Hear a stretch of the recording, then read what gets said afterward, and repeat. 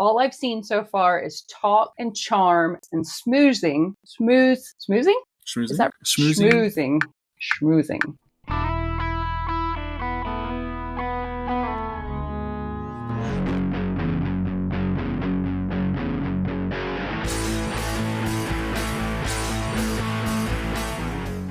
Hi, everyone. I'm Catherine, and this is Men's Stuff, the podcast on man things. Wait, I thought we established you're not a man? Am I remembering that correctly? But who better to learn about man stuff than a woman?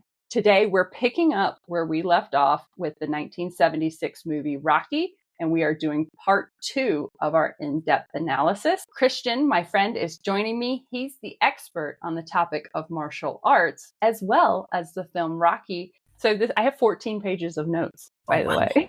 Now I have a good reference point knowing that 14 pages of notes is 2 hours of talking. So thank you. Chris, we're going to just pick up right where we left off. Rocky has learned that he's going into this heavyweight title against Apollo Creed. Things are heating up between him and Adrian. He's really kind of getting into the training portion of the film. And it's going to be a big one. It's going to move. It's going to move. It's going to heat up. Okay, well, let's just jump right in then. Halfway through, we get back on track with the plot.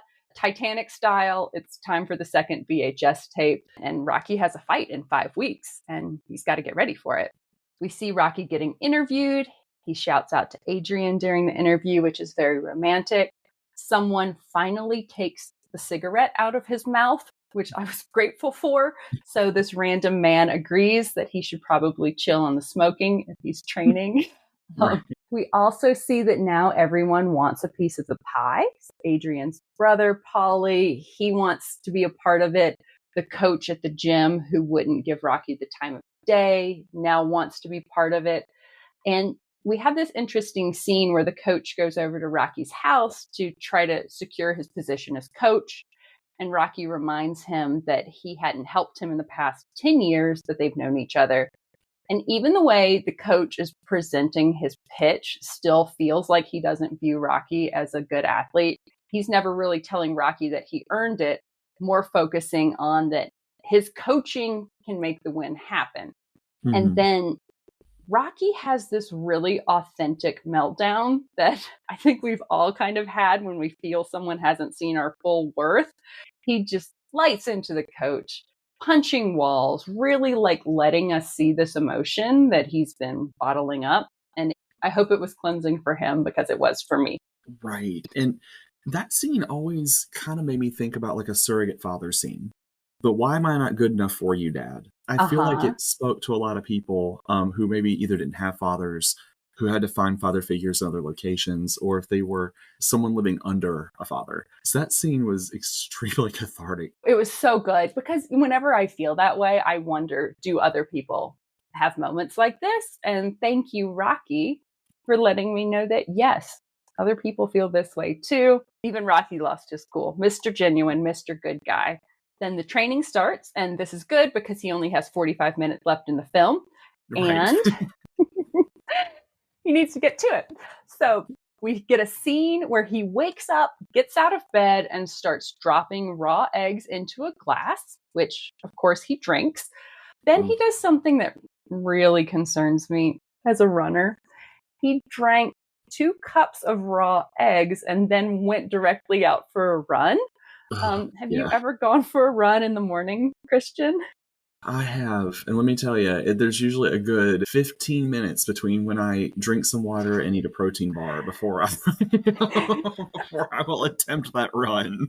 1 minute you're running, the next you're running to the bathroom. And that's with like a piece of toast, not 2 cups of raw eggs.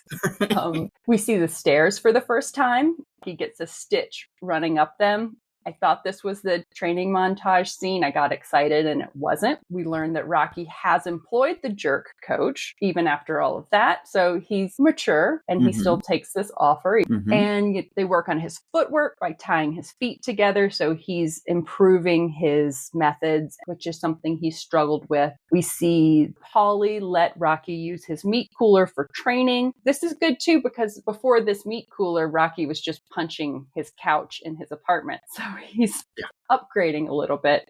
I'm wondering, why is he not training at the gym, punching the bags? Always wondered that. And what is it with this movie and raw food, the raw eggs, the raw meat? Oh my gosh, like, how has you're Rocky right. not gotten E. coli or salmonella? Like, that man should at the very least have pink eye. That's a very good point. There's a lot of germs. Please wash your hands. Rocky goes and he starts fighting the meat. And speaking of fighting the meat, Rocky starts practicing abstinence leading up to the fight because, as his coach told him, women weaken legs. I can't comment on that at all. I'm not a man. I have no idea how having sex affects your physical performance. Nothing is off limits today. So I think it's to get you aggravated. Testosterone leaves you one of two choices, fuck it or kill it. And so I think by taking away the one option, he was hoping he would channel all of his energy into the other. That's just my pet theory. At no point in my Taekwondo history did they tell me I was supposed to remain abstinent.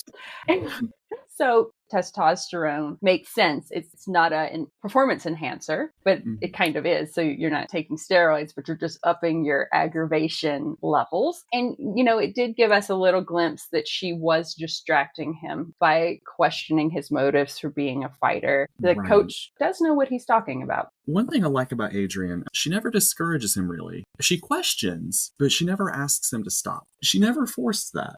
We do know that Rocky is full of doubt. And I can't but wonder if the coach recognized that and was like, okay, how do we insulate him? So, yes. Like the coach knows Polly, which means the coach probably knows Adrian. There's going to be a lot of questions. Yes. And if this man has been coaching for this long, then he knows it's not just about physical training, it's mental training too. Then we get a cut to Apollo Creed and how he's preparing for the fight, strategic marketing, press releases, going on camera. He's dumping tons of money into the media campaign and is even sending 200 flowers to the mayor's wife. I'm wondering at this point, can this guy even fight? Because all I've seen so far is talk and charm and schmoozing. Schmoozing? Is that schmoozing? I am wondering, is Apollo Creed just all talk? But I like him. And I guess he's kind of the antagonist, but honestly, he doesn't seem to have any glaring moral flaws. He doesn't insult Rocky. They just kind of get along like, we're going to fight. And he makes some jokes to him. So I still find him very likable. And that's a great point. Apollo is just a likable person. He's the heavyweight champion. He's not taking the fight super seriously because Rocky's in the little leagues. There's that idea that maybe Apollo's underestimating him a little bit, and that's his fatal flaw. He's just a good guy. And something I really appreciate about this is, again, it came out in 1976, which means filming was between 74 and 75. Apollo's black. And he's the person in the position of power here. He's the one who's the heavyweight champion. He's the one with the money. He's the one that got this plot moving. And that's unusual, but he's not portrayed in any way, shape, or form as a true villain. He's the catalyst for Rocky's growth. He's not sending anonymous letters to the editor insulting Adrian, sends the mayor 200 roses, which is just a very charming thing to do. He's a smart businessman. He knows how to work this from a business angle. I've always thought he liked Rocky. I like this one. This is going to be fun. Yes. It's very genuine. And I like that you pointed out the time period and just how they portray this character. He's a black man. He's very successful, renowned, and he's charming and he's nice and he's likable. Desegregation of schools was in 1969. This movie being 7 years after that is truly forward thinking and breakthrough for them to portray him that way.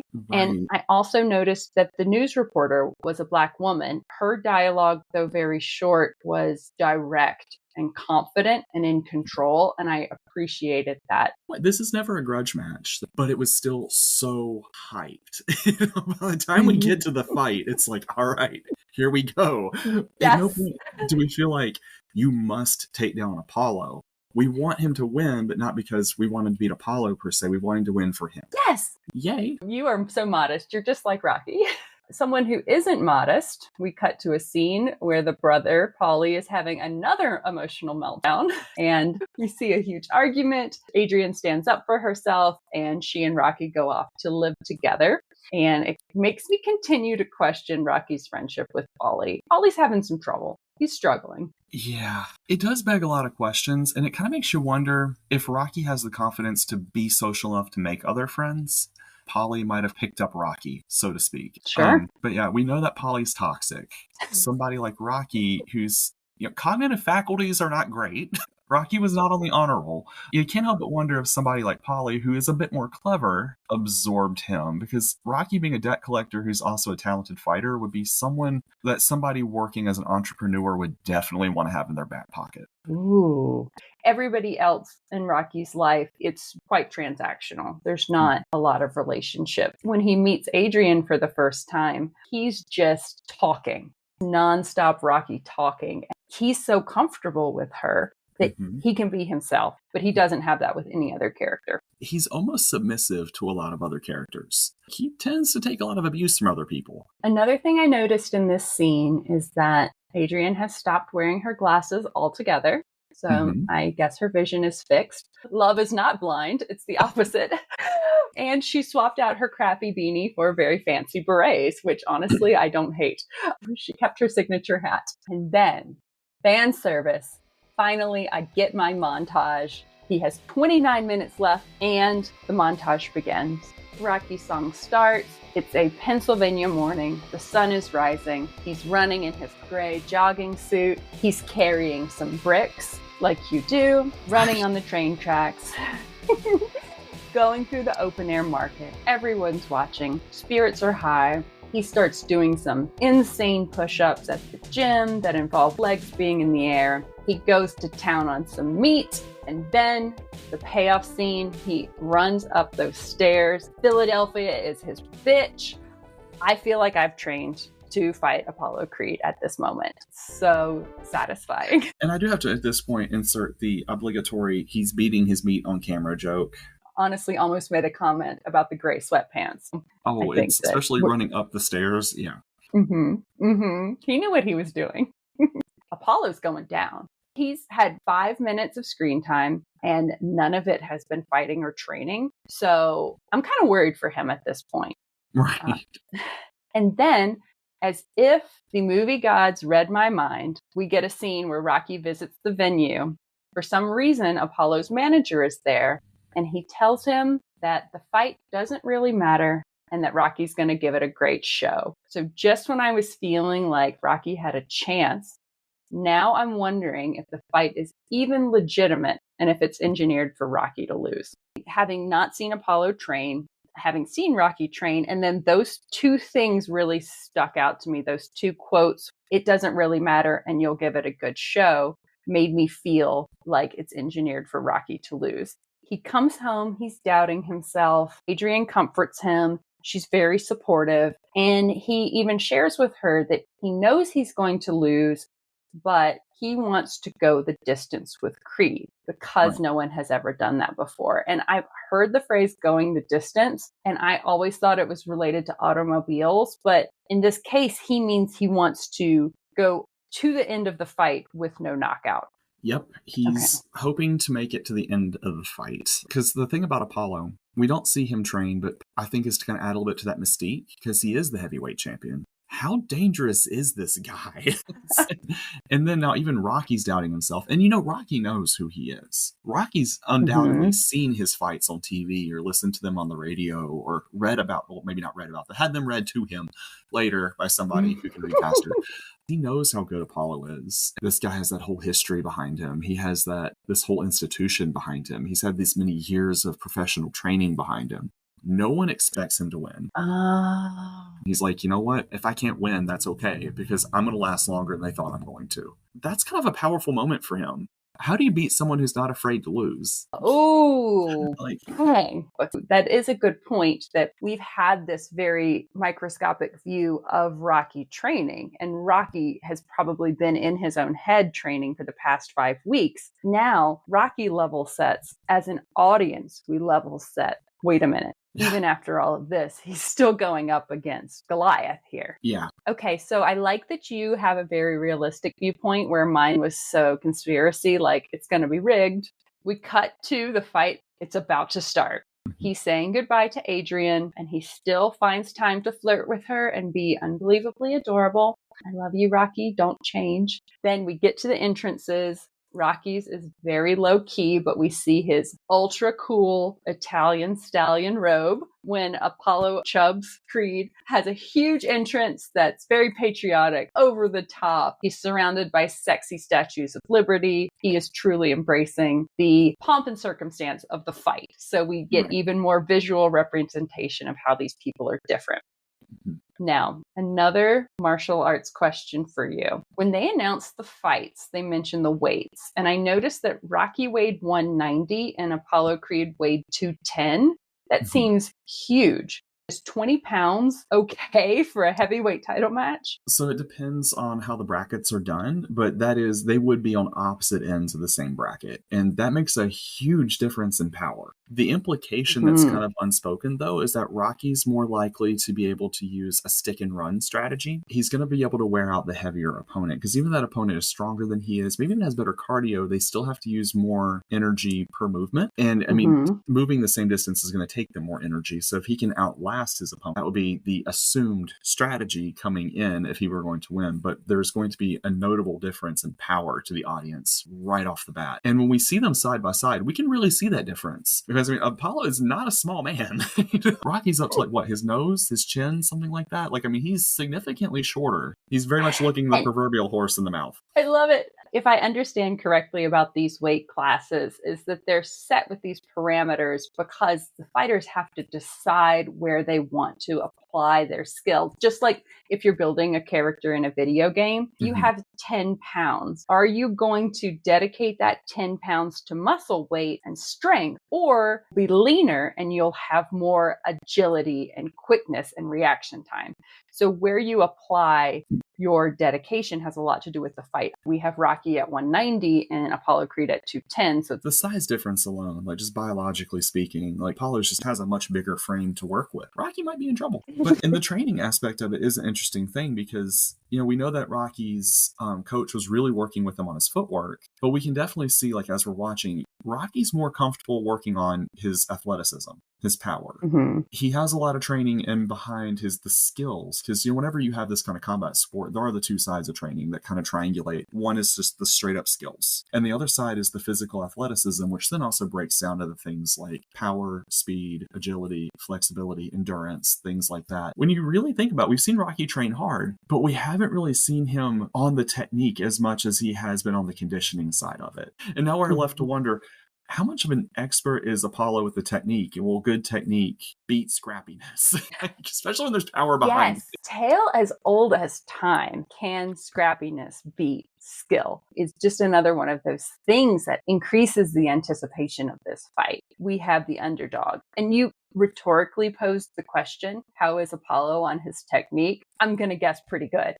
We have this amazing scene, everyone, panning around the ring while the boxers fight each other and punch each other. First of all, their punches are looking exactly like the Nintendo game Punch-Out!, which Chris brought. And I'm like, are those stunt doubles or are they the two actors? The folks we saw on camera, they knew how to box. They knew what they were doing. Yes, there was no fancy camera work, and it is just very raw. It's all them doing it. Then we have a really notable thing happen. Rocky knocks down Apollo. And it's the first time that's ever happened to Apollo Creed. He's never been knocked down in 46 fights. That is enormous. And it was a turning point in the movie because it really kind of gives you that hope of, can Rocky win? Because now Apollo has that moment where he's like, shoot, I should probably take this a little more seriously. It's as if he woke up. The mood and the pace of the fight completely changes at this point. And again, I really like the cinematography.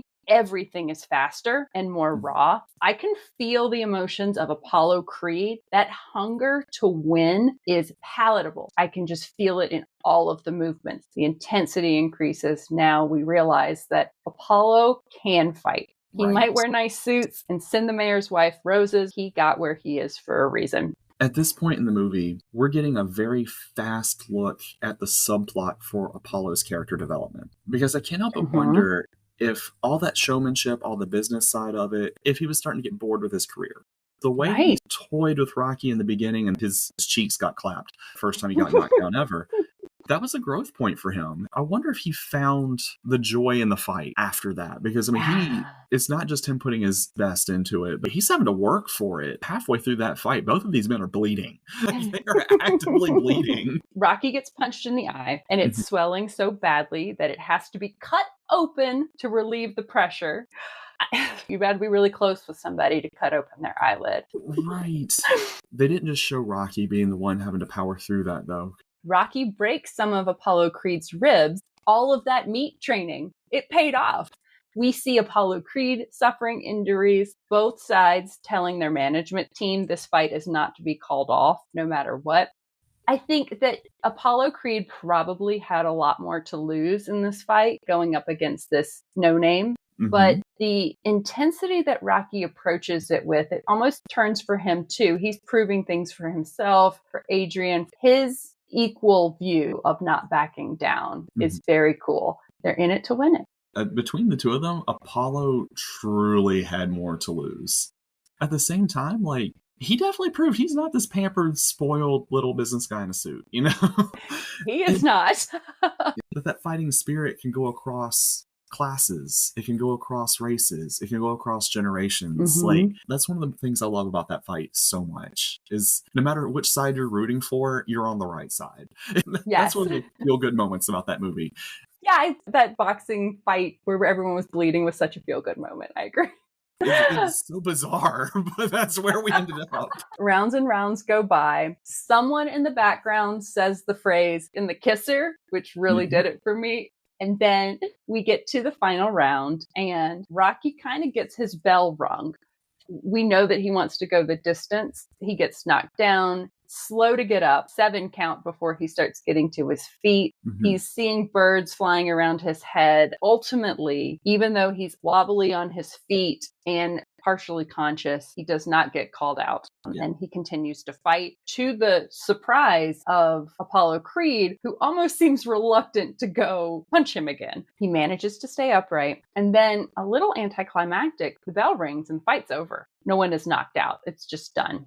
We are really conditioned for the big finish. But the fact that he went all the way to the end, I feel like it's a little bit more realistic that he didn't knock out Apollo. Apollo wins by decision, right? But let's be honest, Rocky won the day. He won the event, and he wanted to make it to the end of the day, and he made his goal. And the fact that he and Apollo hug it out at the end, I think it's just such a beautiful conclusion. Earlier, I mentioned that with that weight difference, I mean, 20 pounds, that's a lot. I'm about 20 pounds heavier now than I was at my fight weight 10 years ago. And I can tell you the amount of power I have now versus then is significant. I can only imagine what that's like being on the other end of that. Yeah. You know? Rocky didn't use the stick and run. He was right there toe to toe trading blows with a much larger, much stronger, more experienced opponent. And he did it for 15 rounds. 15 rounds. Is that normal? Because I thought that most had 3 and maybe 5 if it was a big match. It's very, very, very rare for it to go beyond 3 or 5, because usually at some point a decision's going to get called. It's like somebody's going to be a judge, the referee, one of the coaches. Someone's going to throw something if someone has not been knocked out already. Yeah, so it's very, very rare. But when it does happen, it is exciting. I don't know if you've ever watched a long boxing match. And I'm not someone that gets invested in sports on TV. Girl, I was yelling. And I was angry that he wasn't listening to me. Fight better. Why? Oh my gosh. That's a good point. Probably the crowd was very invested at that point. They came there to see a fight. It was not over in 30 minutes, but in fact, it went 15 rounds. Do you know off the top of your head how long a round is? I know in Punch-Out! Too. See how accurate that game is. How long are rounds in pro boxing? 3 for men, 2 for women. 15 3-minute rounds. That is 75. 45? 45? Yeah. 45 minutes. Thank you. Math is hard. 45-minute straight boxing. That's insane. That is exhausting. First, your quads and your calves have to be constantly engaged so that you can move fluidly and quickly. Your shoulders have to be constantly engaged so that you can move correctly to block and dodge as need be. Your abs are constantly engaged so you can torque and get the power you need. It's not just your arm. Yeah, And then their time in the corner in between rounds is being dedicated to minor surgery. So it's not like they're getting any true breaks here. You mentioned the significance of them hugging it out at the end just shows they both went through this together, and the just incredible amount of respect they have for each other. And it is a contrast to, at the beginning of the film, the person with the great thighs that Rocky was fighting. At the end of their match, it cut to them both being in the same room, sitting on opposite sides, not speaking to each other. So we get very interesting comparison as Apollo has refound his passion for fighting, but maybe Rocky has too. Rocky got what he wanted. He proved himself worthy. And, it's like no one can look at that match and be like, you got clapped. And dude, I knocked him down in the first round. Excuse me. And, Apollo actually got a challenge that he was looking for. Both men ultimately got what they wanted out of this fight, and they got it together. As you said, that mutual respect that they had for one another, and they hug it out. And it's such a beautiful ending. In the first moment, as that bell rings, it feels anticlimactic, but then you see the aftermath of it, and it's like, oh, but this is literally the best possible outcome. Everyone gets a happy ending. That is something you don't really see coming. Because again, we want the bad guy defeated. The bad guy was defeated. It was doubt, and it's gone now. I was not expecting any of this. They let you marinate on that. The bell rings. It's announced it's a split decision. Apollo won. Rocky's calling out for Adrian. She came and saw the end. And then the movie's over. That's it. I assume Rocky and Apollo are lifelong friends. Adrian and Rocky get married. Don't spoil it for me if we do a Rocky 2. But it just as quickly as it began with the Rocky across the screen, then boom, fade to black. We're done. Yep. We're done. I was sitting there marinating with my feelings. And my first thought was, I need backstories like this for any MMA, boxing, wrestling event on television. I need in-depth backstory. Make me care about you. Yes. So I feel like the point of Rocky has been lost over the years, because I think it's been kind of hyper masculinized. And I say that as someone that grew up in the 80s, because it led into the 80s. I brought Punch-Out because that was one of the most popular games on the NES for a long time. And the 80s were this strangely hyper-sexualized, hyper-masculinized time. Like, we had Conan the Barbarian, G.I. Joe, hyper-masculine men. I mean, between He-Man and Thundercats, that was the gayest hour on TV until we got RuPaul. And I think that because of that push that kind of happened between the 80s and 90s, I think the point of Rocky, that this is one man's journey of growth. I think that part gets lost, because what do people remember if you ask them about Rocky? The training montage. Most of them probably don't even remember the actual fight. If you ask them who won, Rocky. Wait, no. We've learned that the real answer is everyone. Literally, everybody got what they wanted out of that fight. It's beautiful. Everybody. Apollo, Rocky, Adrian, the mayor's wife. She won. She got 200 flowers. It's incredible. And what you said was exactly how I felt going into this movie. I identified the 6 things I knew about it. To be completely honest with you, I thought I was going to be making fun of this a lot more. And it's an excellent film. It's relatable and genuine and cathartic in a way. I've only been to Philadelphia once, and that's probably the only thing I have in common with this movie. Like I said, it speaks to so many people on so many different levels, because whether you're in a combat sport or not, if you're somebody that's experienced self-doubt, that feels like maybe you're underestimated, God knows women in this world could certainly identify with that. Yes. How often are women underestimated in business, in journalism, in the sciences, mathematics, medicine? The queer community being the underdogs, like we see ourselves in it. Like, it's just people who are members of minority populations, people who are people of color, people who are multilingual. It's such a great underdog story on every sociological level. It's campy in places, but we love it. Comparing it to Breaking the Glass Ceiling, or just all of us feeling like the underdog and going up against something big, I think that the movie did a very good job of not having it have that Disney ending. Rocky didn't knock out Apollo. He didn't win the fight, but he had a small win that he was really, really happy about. And I think that that's very realistic for all of us who are trying to be seen as ourselves. You have to take those small wins because you're not going to get a home run where tomorrow morning everyone's going to respect you 100% and you're going to get all of the credit you deserve. It's realistic to have incremental changes. And he was very satisfied with that. And the audience was satisfied with it too. I like that because it's the opposite of Disney. It's life. I liked also in this movie just how many social references stem from it. Just everything from going the distance to drinking raw eggs to a training montage, fighting the meat, and running up the stairs. It's just, there's so much that's come out of it. And great. I feel like I'm part of a club now. I get it. Right? It's always kind of powerful, like when something pervades through culture and then suddenly you find the flashpoint where it entered the zeitgeist. I've traveled through time. Yes. So overall, I'm super happy. I'm super happy that I watched this movie. I'm sad that I didn't know about it until now, but I'm glad that I could watch it at a time where I could really digest it and understand it. And for the most part, I would say it stood up very, very well and is still very relatable, even though it came out, let's see, 1976. What are we? 48 years now. Yeah. If you want to go to Philadelphia in 2 years, I guarantee you for the 50-year anniversary, they're going to show this at every theater in that city. I promise you that. We have to go. We have to go. Let me know when. I'll meet you there. Yes.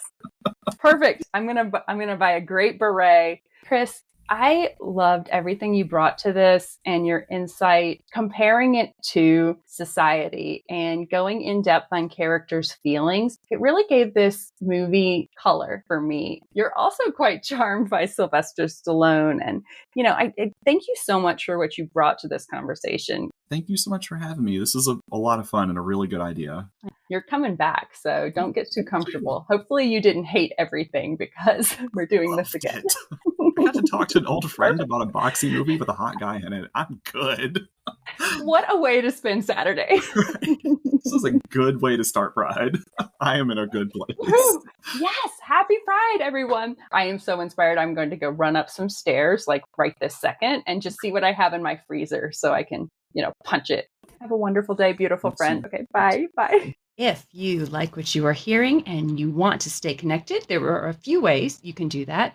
We are on Instagram at Men's Stuff Podcast. If you'd like to support the show, consider becoming a Patreon on patreon.com/mensstuffpodcasts.